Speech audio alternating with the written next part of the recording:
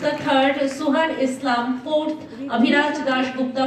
পরিবেশ সম্পর্কে মানুষকে সচেতন করার জন্য এই বিশ্ব পরিবেশ দিবস পালিত হয়ে থাকে এবং রাজ্যের সকলকে আমি অনুরোধ করব পরিবেশ রক্ষার্থে প্লাস্টিককে আমাদের বর্জন করতে হবে, গাছ লাগাতে হবে এবং নিট অ্যান্ড ক্লিন এটা আমাদের বজায় রাখতে হবে।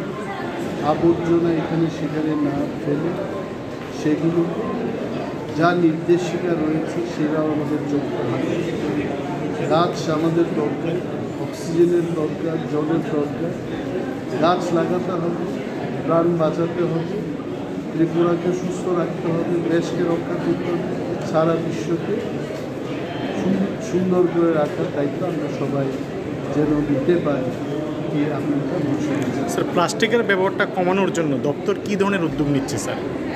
আমরা বলেছি যে রিডিউস ইউজেজ অফ প্লাস্টিক, এটাকে পেপার বেসড ইকো ফ্রেন্ডলি যে ম্যাটেরিয়াল আছে সেই সমস্ত জিনিস দিয়ে ক্যারি ব্যাগ তৈরি করা যায়।